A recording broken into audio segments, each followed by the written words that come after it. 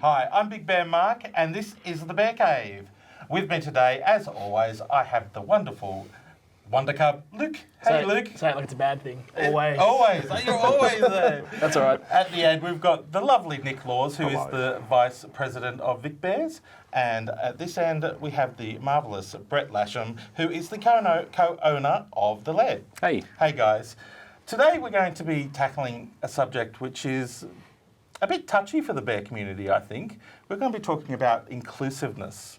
Now, the bear community grew out of a sense of being excluded, and so we were trying to be inclusive, and I think that was the bear ethos as we came in through the 80s and 90s. But there's been a lot of criticism lately that the bears have become a little bit exclusive, and maybe not everyone's welcome. What would you think about that, Luke? You're right. I mean, I think it stems from, like you said, in the late 80s, early 90s, the bear movement was from people wanting to, they didn't fit in with anybody else, so let's become the bears kind of thing, and then we'll include everybody. But now bears become such a popular thing where we've now got our own community so tight that some people don't like it when others come in, you know, because we've got this tight bear community already. Why do we need other people who might not fit those standards and stereotypes that we keep talking about? So I think it's happening. It shouldn't be happening, but it is happening.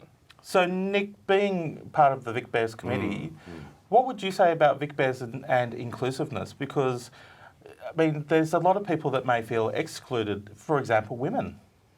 Yes, yeah. We'll get to women in just a little while with that, but just look from the point of view of inclusiveness, we try to go by the philosophy of welcoming everyone, particularly for the home, for the home of Vic Bears and social events and that sort of stuff like that. We're not sort of like defining anyone, I think we sort of like you mentioned before, body types or anything like that. It's just like whoever wants to come along can come along. But now, and particularly now, people are identifying with the bear groups, particularly, or it's being men, traditionally with that sort of thing. That is beginning to change now. Of course, you're getting the things like bruins, and when you say bruins, some women that identify as bears. And that's a really quite a new concept, isn't it, Bruin? I think it's been around for a little while. Wow. It's been around for a little Locally while. New, I'd say. Yeah, locally new. Yeah. And from my point of view, I mean, from a personal sort of point of view, it's just I think it's a great thing. It's just like everyone's sharing the mix of regardless of the genders or anything like that. It's sharing a philosophy, if you like, of inclusiveness and welcoming of all people. So. That's right. Now, Brett, the home of the Bears is the Laird. Yes. Let's face it. Now, there is an obvious question. You must have known this was going to come to you. The Laird is mainly a men-only space. We're men only. We're not misogynist. Yes. You're not misogynist because you do have community days when women. We have about 4 a year where women are welcome to come and experience the Laird, and they're great those days. It's really good to throw open the doors to that. As far as Vic Bears goes, I don't see any reason why if the Vic Bears, the members and the committee in general feel that it should be open to women and Bruins, that sort of thing. Certainly, it happens in Sydney. It happens in a lot of other cities.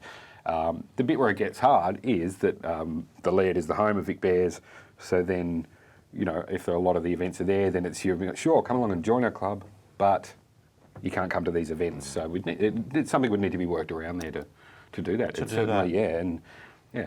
And I mean, because there's no way anyone should be excluded if everybody feels that should happen. Then. Because, I mean, the Laird is very open to transgendered people who, male to female, female to male, I should say. Female to male, yes. Male. Yeah. As long as you identify as male, you're welcome at the Laird. Yeah. And it does revolve a bit around masculinity as well. Do you think masculinity, Luke, has a part in bear culture? I think it does, and I think it's going back to those bear stereotypes as well, where you have to have those masculine elements. But I think the key thing with being inclusive is not just saying we're inclusive, but actually being inclusive. Like, they're very different things.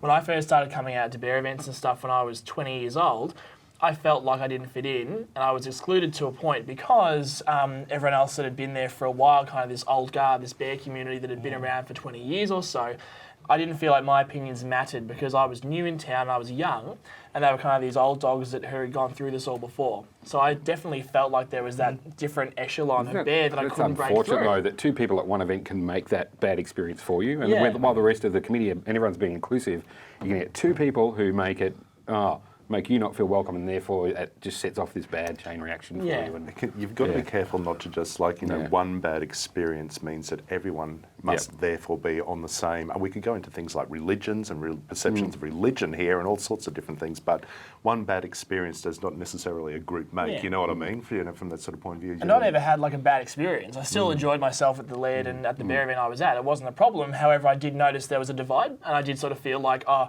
I'm not welcome in that particular clique, and I felt like I couldn't go and talk to those people because I wasn't worthy at the time. You know what I mean? And that's the perception. That can be reality for some people. And for this is everyone. not an uncommon story Yeah. either. I mean, a lot of people do feel, and some of the times I feel like it's basically their own inability, and I don't want to label everyone like this, but they need to be able to socialise as well. Yeah. But the committee of Vic Bears definitely makes it very easy for people to come along, and you guys will introduce people to We try particularly for that. I mean, having experienced it yourself when we first sort of like moved to Melbourne, that sort of thing, sort of meeting new people, and it does take a moment to sort of like meeting new people. It does take a moment to introduce, and that's once you sort of like get past that sort of thing, introducing and meeting people, then certainly that's the case. If you're going to sit in the corner of the place and not actually talk to anyone, and then sort of wonder, why people aren't actually coming up to you or saying anything as well, that might be part of it as well. But certainly, introductions and showing people around, that can certainly help. And that's what we try to do on the committee, is certainly look out for that. Yeah. Look out for people in the new.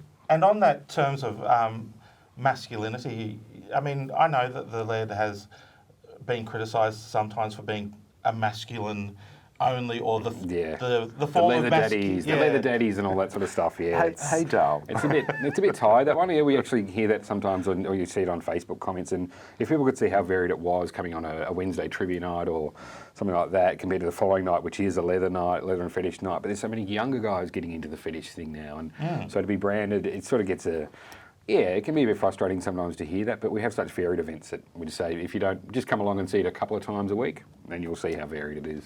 So, Exactly. yeah. So I think the story is come along, test it out. It might not be for everyone as well. Yeah. So it's come along and see. Give it a go. Give it a go. All right. I want to thank you guys for coming into the Bear Cave today. Thanks for having Thank us. you. I'm Big Bear Mark. This has been the Bear Cave. Thanks for watching.